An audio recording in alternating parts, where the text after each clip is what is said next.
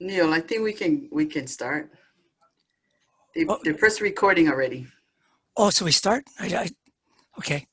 The meeting, I just press continue by, Yeah. okay. And then we just begin. Yep. All right.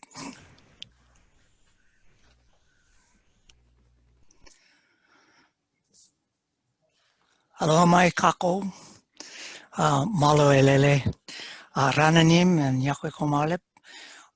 Welcome to the Lalama ka Pakipika Leading Through Courage part of this conference. Want to celebrate that Papa Ololakahi and AHEC has put this on as a means to share with others some of the assets and works of the communities that we work with. We have some three great folks who are going to be presenting with us. I'm Neil Palafox. I'm with the John Burns School of Medicine, and I'll be facilitating this. But we have three folks that will be describing their work and sharing their work and with you all. And it is, Josie Howard, Director Josie Howard from We Are Oceania. It is Dr. Donna Marie Palikiko, and it is Haleavalu Vakalahi, Dr. Haleavalu Vakalahi from Hawaii Pacific University. And before they introduce themselves, I'd just like to provide a setting for this particular session. I think it is a very valuable one. The larger context is one where it's actually happiness in the workplace. And within that context, we have provided you with a session that speaks through the Pacific lens of leading through courage through several people who are from, the Pacific Island communities. And those are the folks that I mentioned. And so to begin this session, I'd like them to introduce themselves, introduction, then we can go into some of the things that we like to describe and where we're going to try to, how we're going to try to frame the session. So if I could start with Dr. Palikiko, if you sort of introduce yourself, who you are, and why you're here. Sure. Aloha mai kako. I'm Donna Marie Palikiko, and I'm Native Hawaiian Wahine, and I live here at Kapahulu. And I'm here to share just a little bit more about how I myself journeyed through this change, and I lead with courage. As the youngest daughter, I have learned many things from my older siblings and my parents, as well as my grandparents, on how to be the person I am today. And I hope to share some of that learnings with everyone on today's discussions. Mahalo. Director Howard, if you would introduce yourself.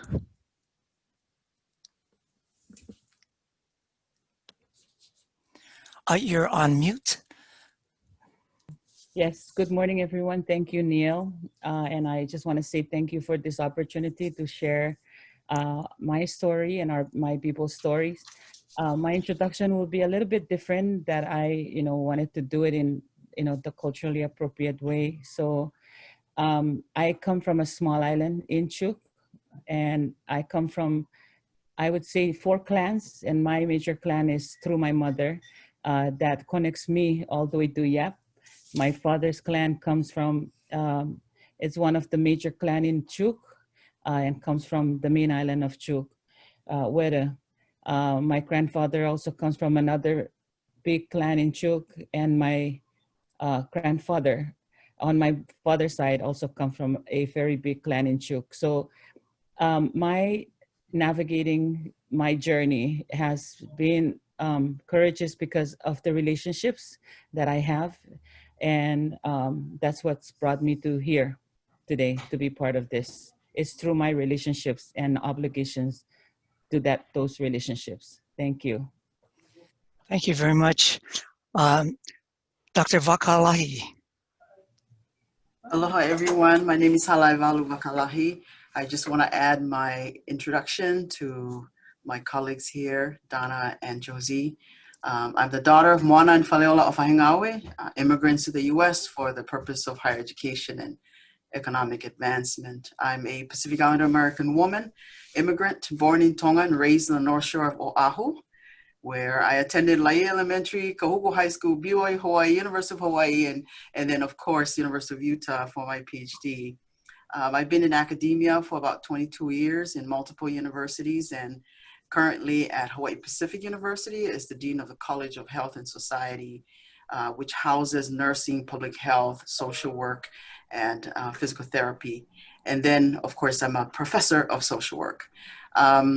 My commitment over the years have been to scholarly work in Native Hawaiian Pacific Islander families and communities, and women of color in academia, and teaching in social work, and of course, service to diverse communities. So thank you. Truly honored to be here.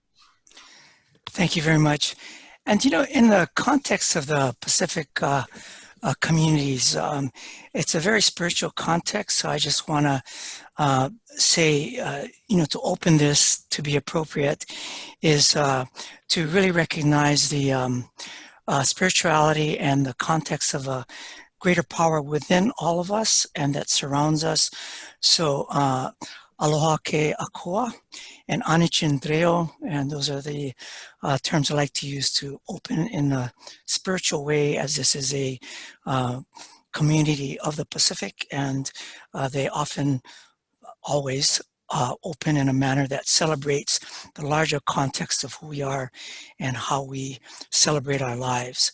You know, this particular session, happiness in the workplace, and when we draw it down, how does this, why is this relevant? Because it's really about fulfillment in the workplace. So happiness kind of has a certain connotation to it, but fulfillment in the workplace. And then if we draw this down further, the three folks on this panel actually have will describe how they not only are fulfilled in the work they do, but how they lead that and model that so the work that they do becomes not only fulfilling, but provides a course and a direction for their communities in the world that they live in.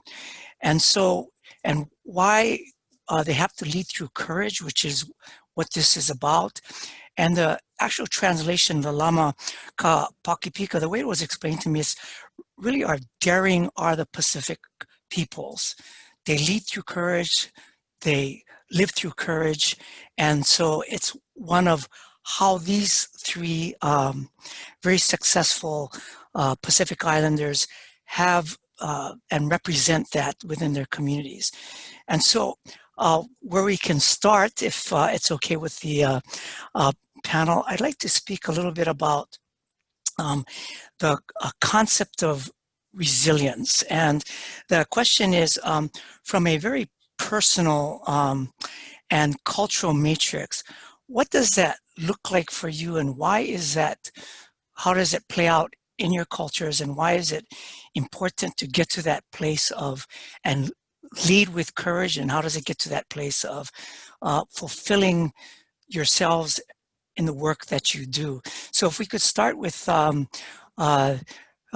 and if I'll just use your first names with due respect. So Donna, if you would go ahead and maybe share with us a little bit of how resilience in your perspective, personally and culturally, works out. Sure. So for resilience for me as a Native Hawaiian woman, it really is part of who I am. It's part of my DNA. It's part of my heritage.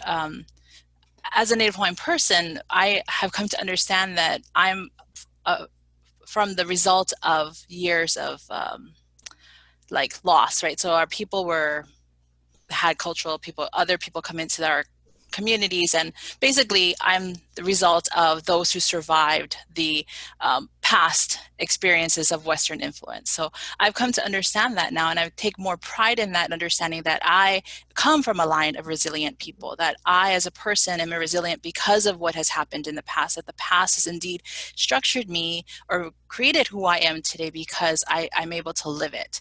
I think personally also for resilience, I've had a very interesting life experience, and I'll share more as we continue our conversation, but I think part of that is really about understanding my values and how those values influence me as a woman, how that influences me as a leader, and how that continues to influence me as I move forward into motherhood. Becoming a mother has been one of the most resilient things that I've experienced thus far, and that journey has been something that has really made me see the world in a different light. And I think maybe it's because now I have to nurture another human being. But I think coming from a line of resilient people, not just from my Hawaiian ancestry and heritage, but also from my Chinese heritage. My great-grandparents were immigrants to Hawaii, so my great-grandfather came here as an immigrant. My great-grandmother was bought into slavery, so she was an indentured servant. So I've learned the resilience, and it's part of who I am as a person. So, really thinking back about resiliency and how values play into focus for me, it's really about those values of Lokahu, about being able to balance things, Lalama and Pono as well. And in the work that I do with scholars and students, I really emphasize to them that you need to understand that there's a balance in life, and that part of that balance is to live life and to take whatever you live and apply it and make it a part of who you are, because that's only from knowledge you get wisdom by living. And that's really about what I think resilience is for me and how I've been able to move it forward. Thank you very much, Donna. Josie, would you take, provide us some thoughts about how you as an individual in the Chukis community and Federated States of Micronesia, how that might play out, the resilience of your Pacific? Thank you, Neil. Well, I think I will just add to my colleague, Donna. Just like Donna, resiliency is part of my DNA. And I think I'm very privileged to come from a culture that is made around or by resiliency. When I did my introduction, I talk about relationship. I come from a culture that has honored spirituality, recognize those relationships. And when I say relationship, it's not just human relationship, but our relationship to the land, to the sea, to the sky, and to the spirit, and to the people.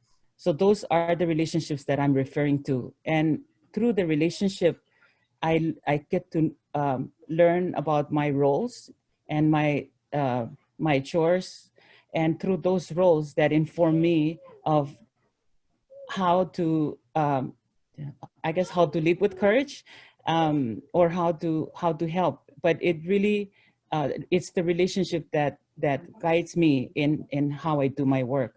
And it's the relationships that also give me the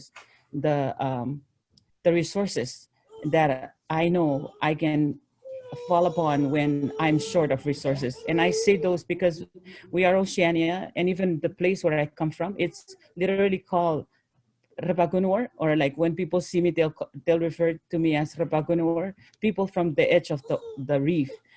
I come from an atoll. I come from an island that is 3 feet in length and 3 feet, 3 miles in length and half a mile in width. Very, very, when you talk about resources, resources is very limited.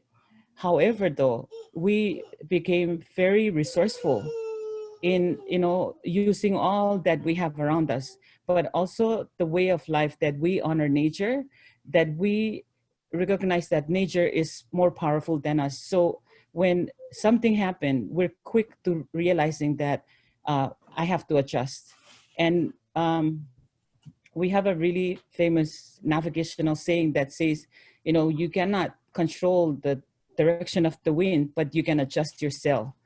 That is very particular to us because we live in the ocean. We're the people of the ocean.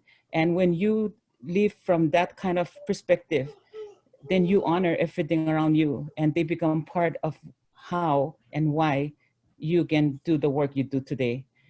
We are Oceania, does not have a lot of resources. We have 11 staff, yet we're able to do the work because of the people outside of We Are Oceania. It's the relationships that we have, the partnerships, the community that is around us, that gives me courage.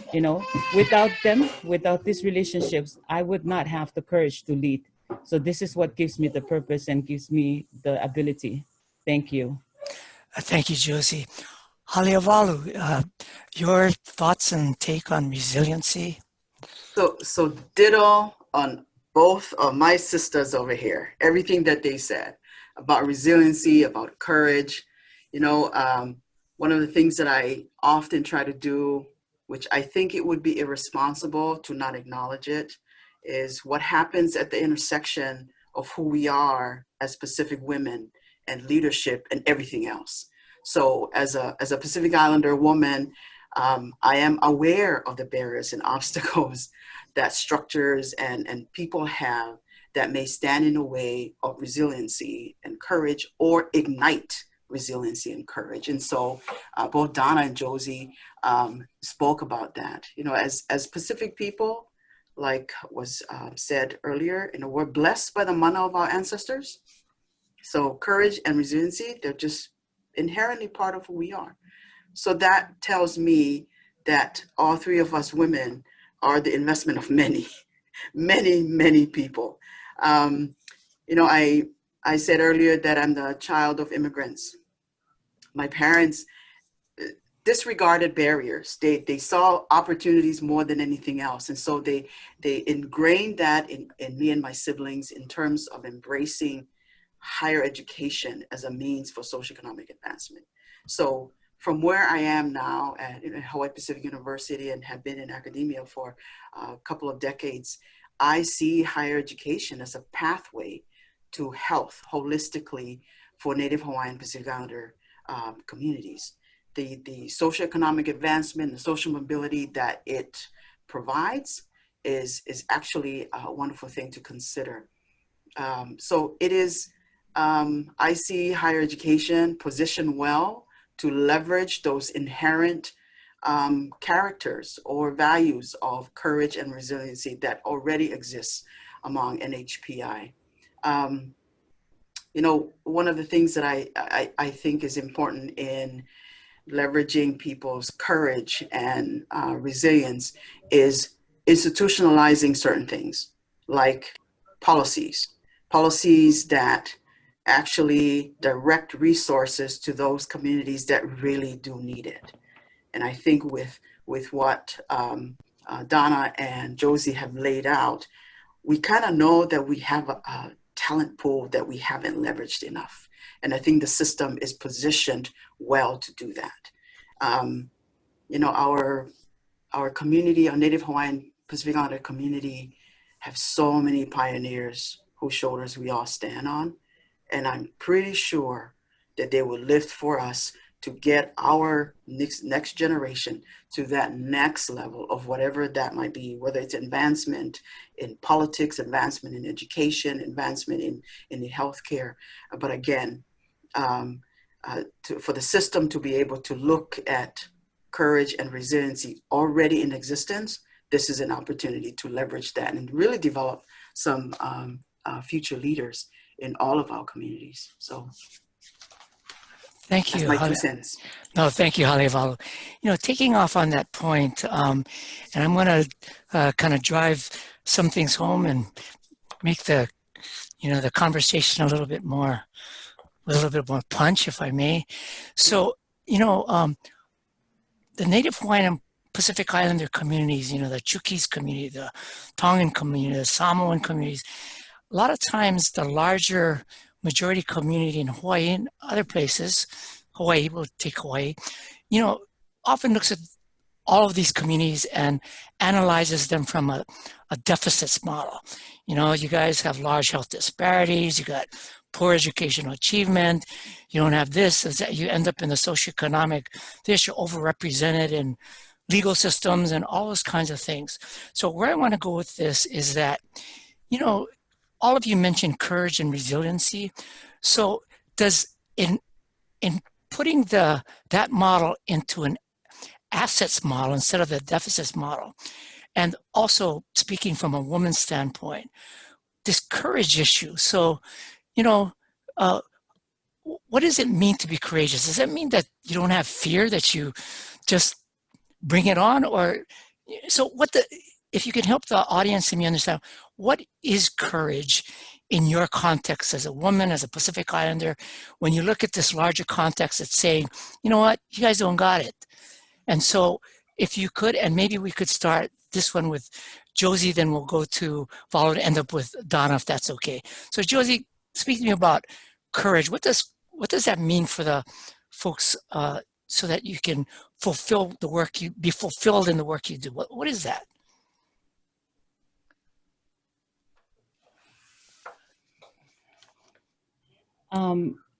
For me, courage really comes from my innate responsibility. I mean, and the relationship, I keep coming back to the relationship, that those relationships gives me my purpose. And I could say that, God gave me my purpose too, but it is really seeing this. I think growing up and seeing what was going on around me, realizing that people were getting sick, and I mean, that's the beginning of my journey for me, realizing that I was on this isolated island. Everybody was getting sick. We couldn't cure them. And looking out onto that horizon and wondering what's beyond that horizon, remembering the stories of my grandfather and grandmother, and wondering if I could, venture off and educate myself or build my capacity so that I can come back and cure the people. But that need and that want came from my responsibility to those relationships. And when I went out of my island to come, to go off to school, I had this responsibility that I'm carrying my whole community with me, my ancestors, island. Whatever I do, it reflects them. And so I had to do my best in everything. And to me, that's what gives me the courage, and that's what gives me the purpose. Thank. Yeah, I mean, thank you. Thank you, Josie. I can go on more, but yeah. Thank you. We'll come back for sure. Haleavalu, courage. Yeah. What does that look like? Yeah, I think in my personal experience, courage happened whenever fear sneaks in, I guess. So it kind of ignites that, and fear could happen just by what Josie was talking about, the expectation that when you arrive and you show up with your entire community.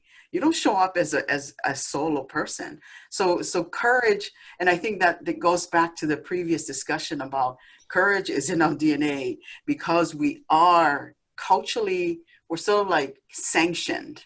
That is your responsibility. When you show up, you're representing all of NHPI, not just yourself. So I think one of the things that I always will be grateful for are my roots, my parents, who came to this country as immigrants because they thought that and believed that perhaps this country is going to afford their children better opportunities. And that's why this big promotion of higher education for all of our kikis to come to higher education, get that degree, and have something to fall back on.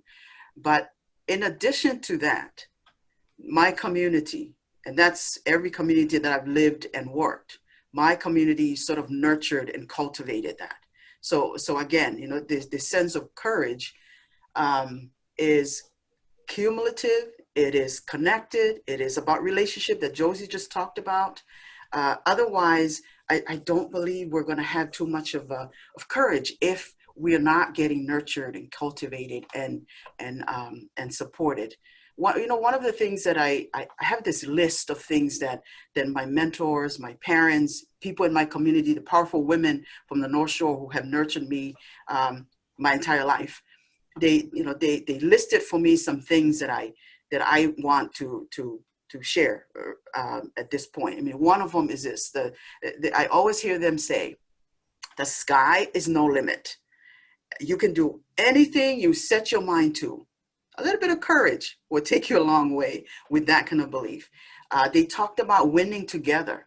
Like, always remember that you're actually a part of a bigger vision. So courage up. You're part of a bigger vision. I was taught by, and forever to this day, that the next generation is the reason why we do everything. An NHPI community, you're going to be told that all the time. You're actually not doing it for you, you're doing it for the next generation. Grit is a secret ingredient. My parents taught me that. Grit is a secret ingredient. And as an intersected NHPI woman, I need a whole bunch of grit. The other thing that I also learned is opportunity. And this is all connected back to courage.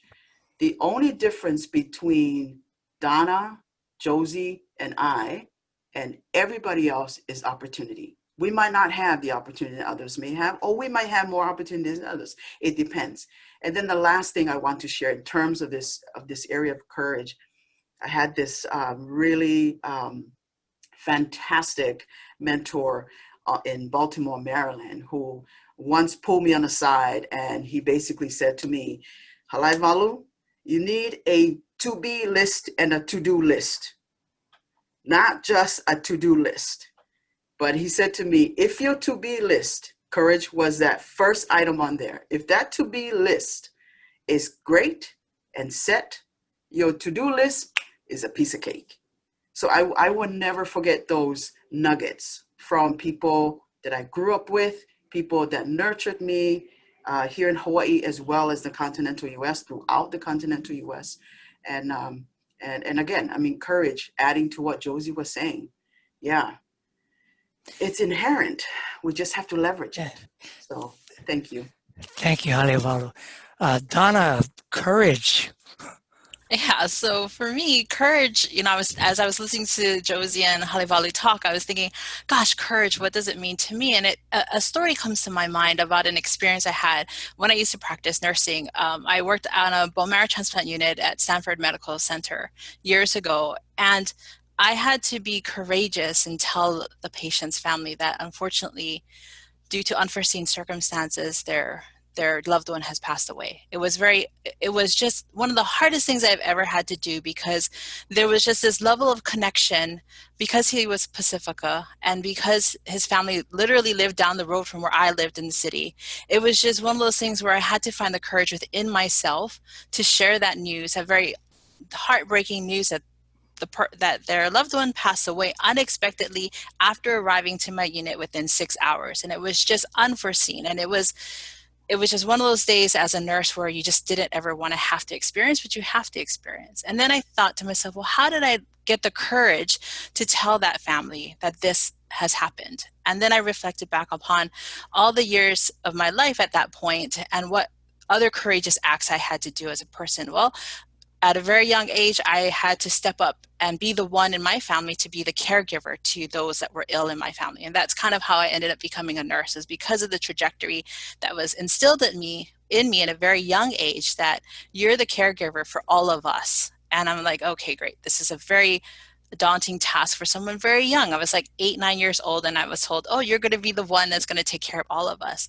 And so I thought more about it, and I was listening to Josie and Halivali talk, and I was thinking, the other courageous act I had to do was, my sister had breast cancer, and she did well with the initial treatments and everything, and the cancer was basically gone, and she relapsed quickly, and the relapse was very harsh. It really just, the cancer went everywhere in her.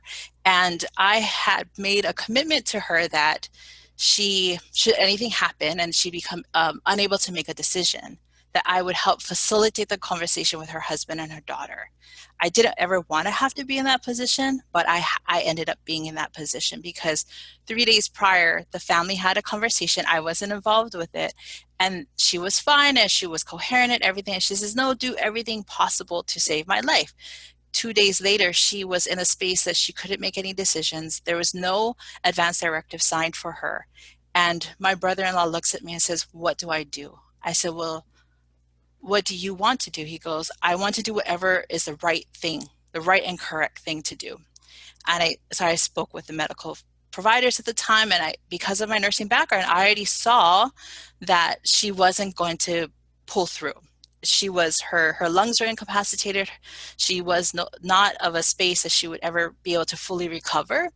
And I had to guide my brother-in-law in that decision-making process. And there was a deep courage, and that courage really came from all the lessons that I learned over the years from my mom telling me, you are the one, you're going to be the one, and you're going to help everyone make these decisions. And so in the end, I had to help my brother-in-law make that decision. And the only thing him and my niece asked of me is that, is she suffering? And is this the right thing? Are we playing God? And I'm like, no, we are facilitating a process that's already natural. We're making mom comfortable, and she will go in her own time. Within 2 hours of making that decision, my sister passed away.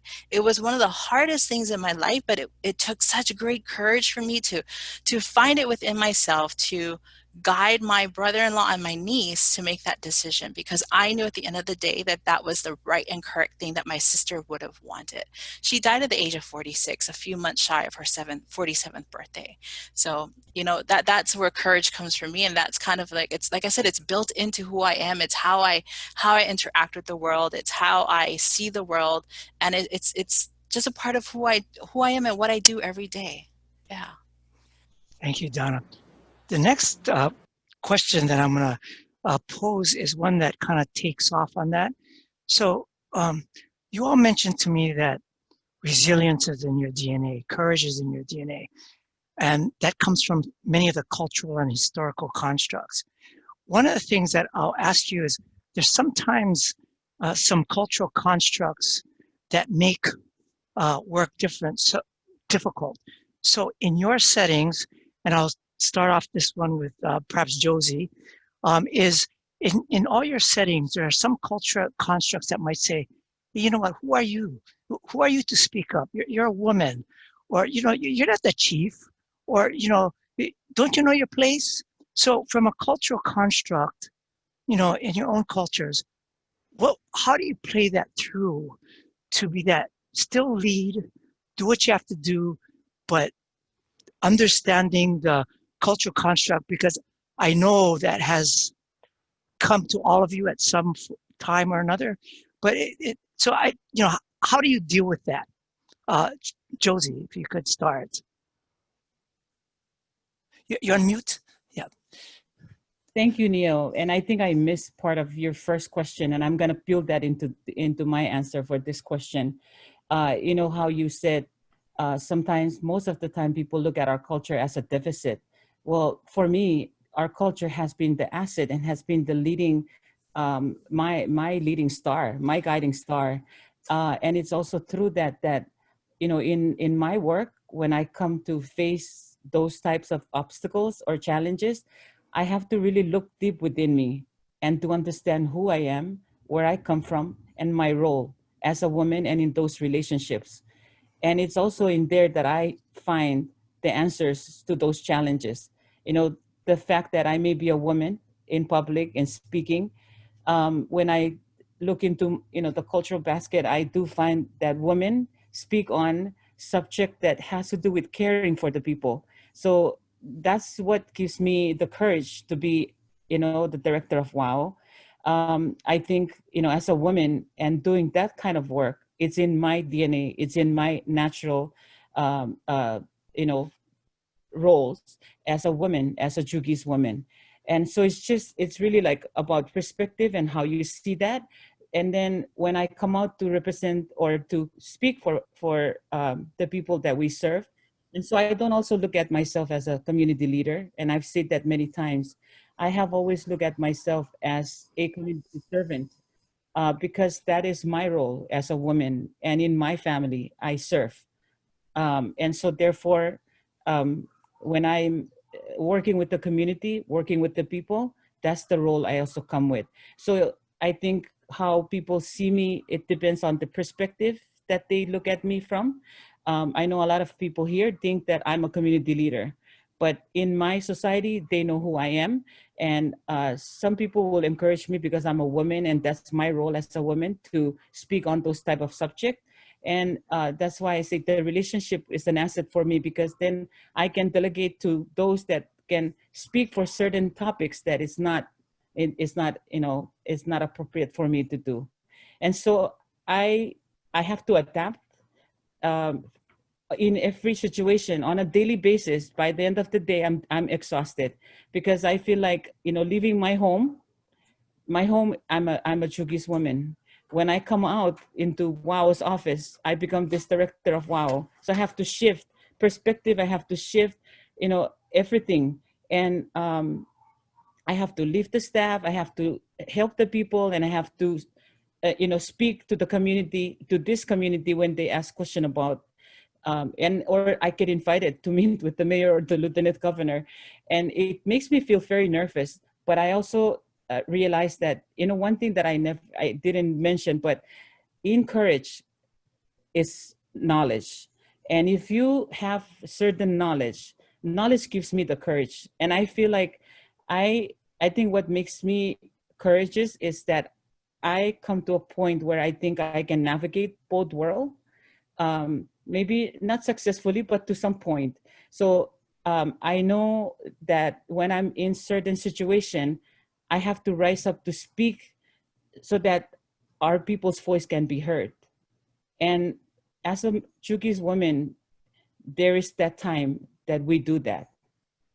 And so that gives me the courage and the permission to speak.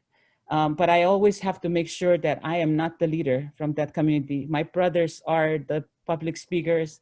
My uncles are, my elders. But as a woman, I can speak to some truth to make sure there's justice, to make sure people are safe, to make sure people are taken care of. So it's through those responsibilities that I'm able to do that. Thank you. Thank you. Halevalu, your thoughts on that? You're on mute. Yeah. Thank you, Josie. I just want to build on what Josie described in terms of the culture, our culture as being an asset. One of the things that I have tried and I've really worked hard on over the years is to make sure that whatever misunderstanding, misrepresentation, misinterpretation of our culture is that we try to clarify that just by the way that we live, whether it's at work or at home or in public. We just try to make sure that we clarify that our culture is an asset. At my current post at Hawaii Pacific University, we have this core values that we try to live by. We teach our students, faculty and staff, of aloha, pono, and kuleana. And I can tell you, I leverage those core values as a part of my culture every single day at work. My decision to come to academia and to stay in academic administrative track was grounded on kuleana. I actually would have just loved being a professor and not do anything else except being a professor. But I know that it's expected of me to give back and pay forward. So the cultural values, cultural practices, those are assets that I have been able to find refuge in when things are not going well. When everything seems to be running 100 miles an hour, I try to find refuge in terms of what do I need to do to make everything pono. I'm having this kuleana for other people because of aloha for them. So as a Pacific Islander woman in academia, that's the system was not built for us. Let's just call it what it is. It wasn't built for us. And so when we show up, it's always, whoa, okay, they're here. It's always a surprise. But when we do show up, I certainly hope we represent the culture to the best of our ability. So I think that that's a takeaway for me in terms of the asset of the culture as being an asset is we have to have representation at all leadership tables. Whatever the table may be, we have to have representation because what we bring are these cultural assets that have been misunderstood and misinterpreted. So I think higher education is positioned well for that. It is big enough to have everybody represented at the table. So, I will continue to encourage that and to promote that in terms of our NHPI community. But again, we go back to making sure that you not only are culturally grounded, but you get the education that's needed, the qualification that's needed to position yourself in those positions, leadership position, administrative positions in academia or anywhere else. And then one last thought in terms of culture as an asset. Mentorship and nurturing and cultivating and supporting, those are inherent in NHPI culture. So to be able to be nurtured and mentored by some of us who, Josie, Donna, and I, who have taken the journey up that leadership ladder, I certainly hope that because of our cultural upbringing, that we will be able to mentor, nurture, cultivate the next group of NHPI leaders that's going to come up those ladders. So thank you. Thank you, Lalama. Donna, your thoughts on cultural assets and pushback, both aspects? Yeah, so, as a Native Hawaiian, right, so we did in the past look at the deficits model, but I think it's more important that we look at the assets model and really understanding that as people of Hawaii, we were able to traverse the oceans far before anyone else. And that is instilled in all of us. I think for myself in modern times, it's really being able to step up to the plate, right? So my journey to becoming a doctoral prepared nurse really began at, again, a very young age when one of my grand uncles told my mom that she's the one that's going to get her PhD. And I never thought about getting a higher degree.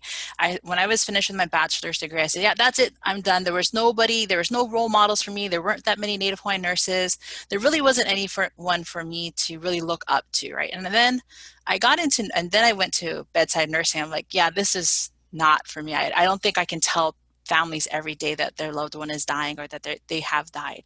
And I couldn't be that 10-year nurse on a bone marrow transplant unit that's been there forever and ever and knows all the protocols, knows the survivors, knew way more than I ever wanted to.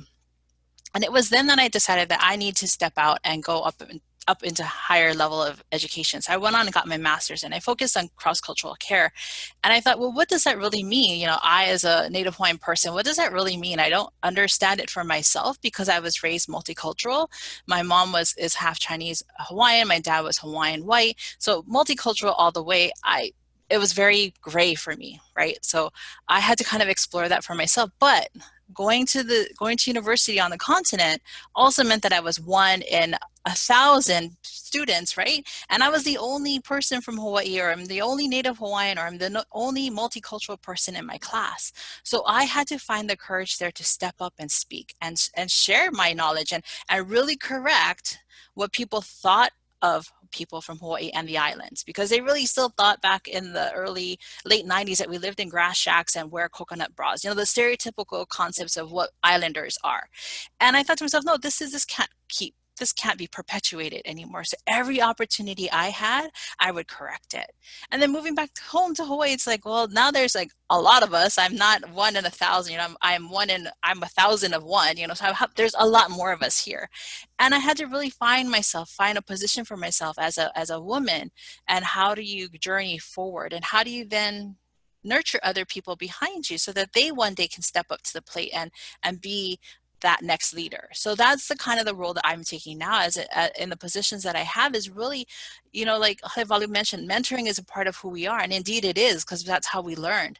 But there is no formalization around mentoring Native Hawaiian women or Native Hawaiians in any healthcare profession. So it's one of the endeavors that we're doing at Papa'ola Lokahi is really taking the time to mentor our Native Hawaiian health scholars that receive awards, but also then reaching out and providing that resource to other Native Hawaiian health professionals and really trying to grow our people so that they can step up. We're in a time where we are learning to be more responsive, more responsible, more resilient to the situations that we're at.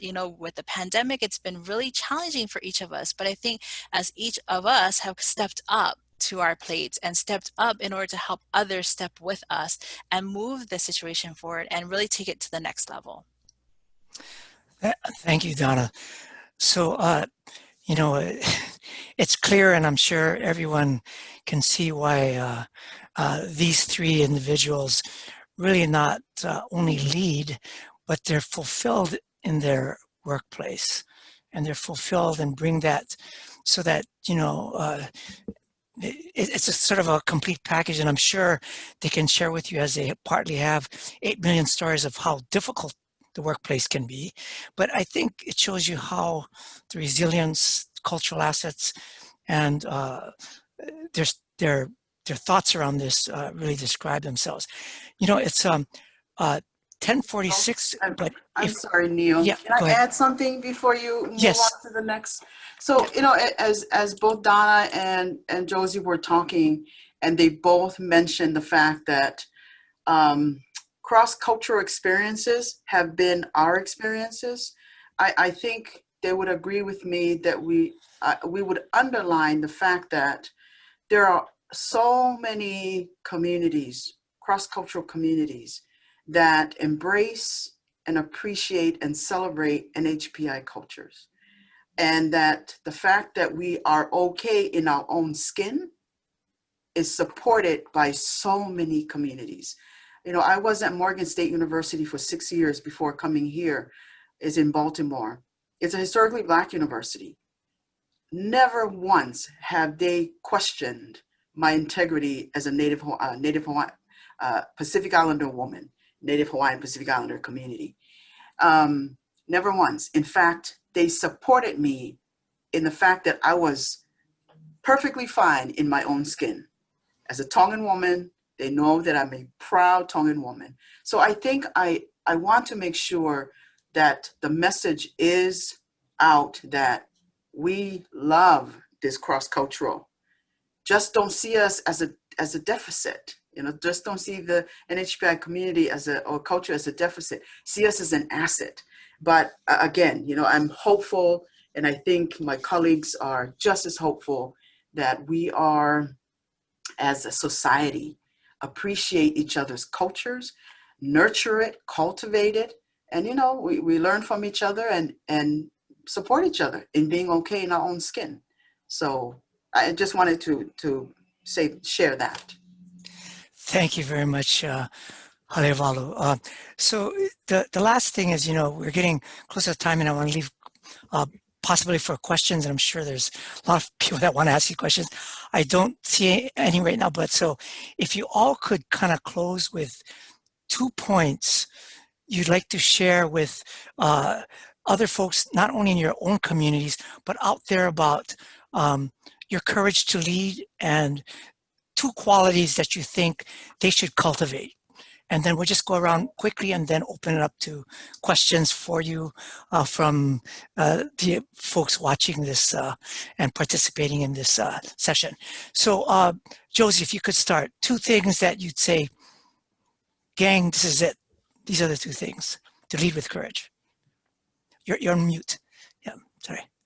Okay, I think the one thing that I need to bring in to kind of close off my my sharing is that resiliency needs humility to happen. Without humility, resiliency cannot happen, and that's really, really important.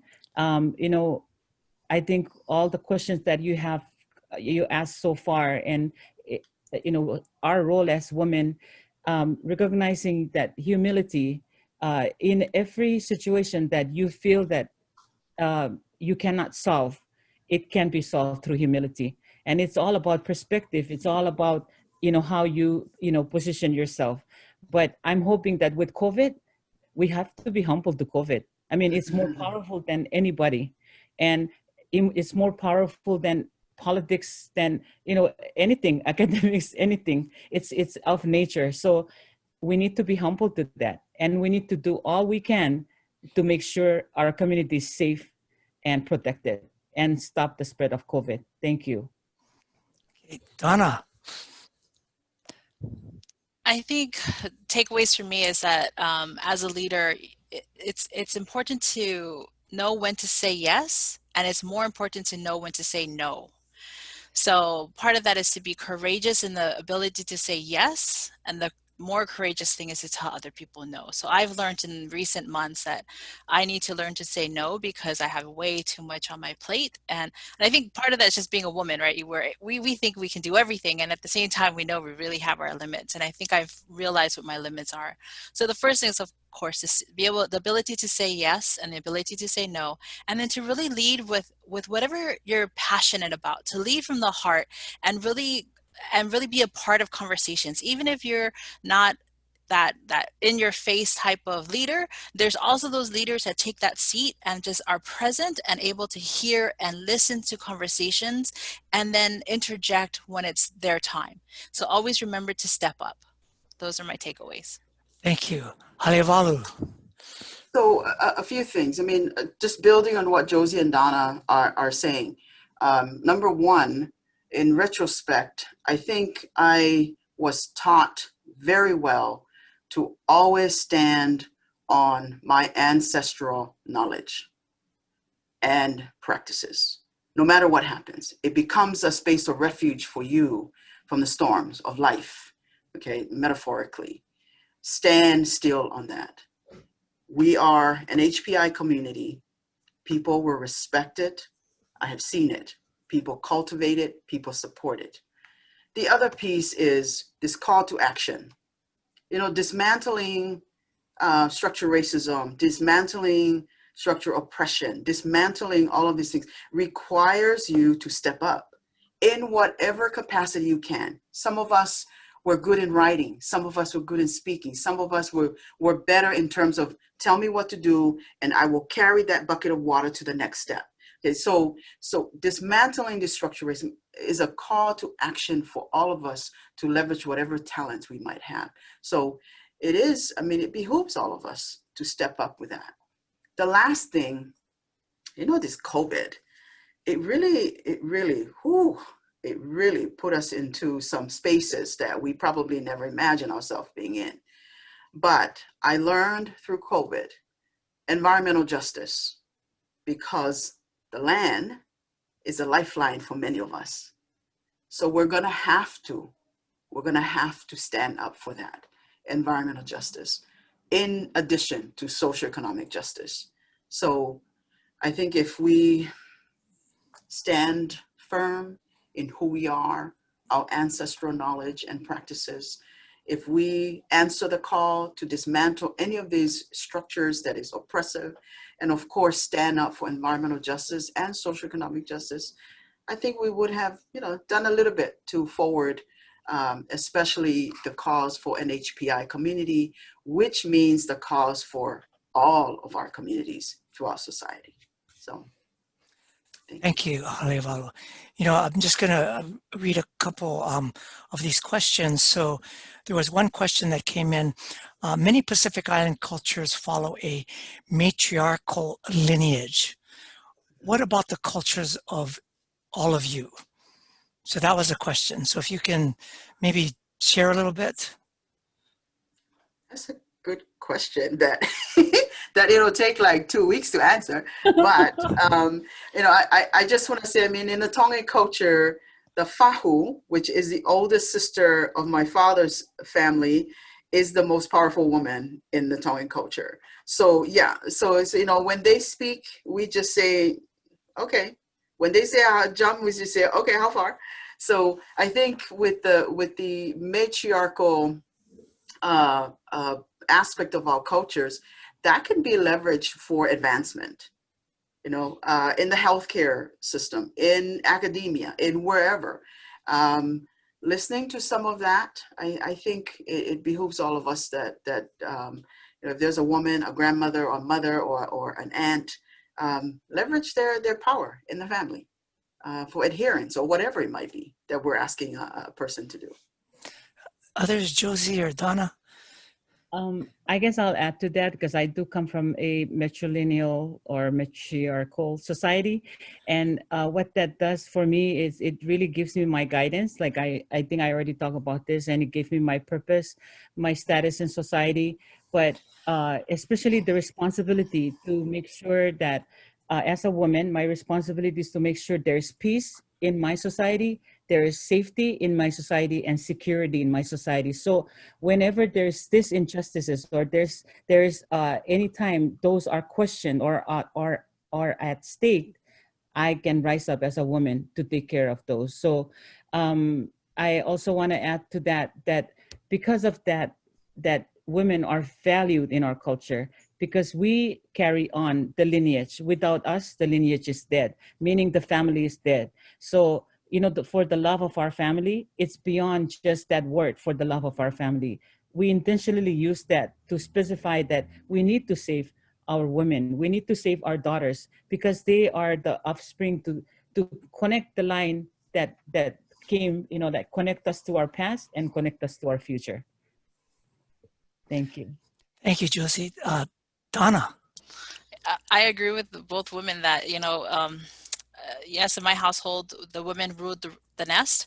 And I think I am the youngest of mostly girls, and it was very, we were taught to speak up and to stand our ground no matter what, whether that be in the household or out in our workforce. And that's kind of the behavior and attitude we had growing up. I think the other thing for me is that I went to an all-girls school, and that really deeply instilled the fact that women are equal to their counterparts. So I think that's kind of how I stand and how I see it as a Native Hawaiian woman.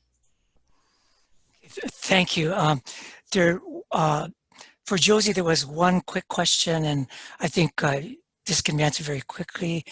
Your island home produced a great celestial navigator, right? Question mark. What was his name? I mean, I know his name, but Josie, from YAP. I think, yeah, so to answer that question, you know, I come from that area that kind of, you know, that the knowledge of navigation comes from. And so yes, Papa Mau Piailuk is one among other navigators from that area. But I think coming from that society had also empowered me to be able to navigate this new world. And you know, navigation is not only on the ocean, but also in life. And that's what my mom always reminded me, that, you know, you're navigating life. So palu is the word, and it's not only referring to ocean, but it's referring to life and land and how you navigate these systems of cultures. So thank you. Thank you, Josie. You know, it's 10:58, and one of the questions is, several people actually asked, is there a forum for NHPI women to continue this discussion and support, mentor each other? And so I know that there's the makahiki coming up, and there's some forums, but how would you all answer this question? Is there a forum that you all would like to see, and how would that go forward? And then that probably will be our closing remarks. I think Dr. Sherry Daniels, this is her vision. Her vision is to not have this as a one-time thing. In fact, she's challenging us to have this as the platform to jump off on additional circles of talk stories and conversation. So I think in addition to that, all of us in our own spaces are also having those conversations. And, you know, I just want to add to that. You know, when we were describing the role of women and women coming together, that might rub some systems the wrong way. And it explains some of these, you know, the friction between me showing up as a Pacific woman and a system that wasn't built for me. So the best way to do it is to navigate it together. And I think these talk story circles and conversations among NHPI women, I think it's going to produce some pretty awesome opportunities for us to try to navigate those systems. So, Donna or Josie, comments on that? Yeah, so I think we should just, you know, keep an eye out for notifications around this. This is like Halevalu said, this is a launching point for Papa'olo Lokahi to continue the conversation. And our plan is to introduced this during Makahiki, which are coming up to very shortly. And so keep an eye out for these platforms on which we can have these conversations very safely with one another, and really encourage other people to take part in our conversations around how we can change the systems, because that's really what this is. We're in a time where we need to bring about more changes. We need to be more responsible to our people and continue to look at things from the asset model and not the deficit model anymore. Thank you, Josie. I want to add that, to what, Falu and Donna had mentioned, wanting to be able to be accepted for who we are at, whatever we come from our cultural perspective, but also the excitement that, to continue this conversation, to really teach our young women that are rising in this ever-changing world, losing some of those knowledge about the roles of women in our culture. And I want to close it off by acknowledging that I'm here as a woman because I have a brother beside me, and I have a husband beside me, and I have an uncle beside me. It's these men that empowered me. Without them, I'm no woman, or I'm nobody. Amen. Thank you very much. We're at time. I just want to thank all of you for letting Guy share the platform with three very powerful Pacific Island women, and Kiriso, Komotala, and mahalo for this, and Anichandreo closing a spiritual remark that celebrates who we are and who looks over all of us. Thank you. We're at the hour. Appreciate everyone who listened, and everyone take care and stay safe, stay well. Thank you. Thank you. Thank you, Neil. Thank you, colleagues. Thank you. Yes.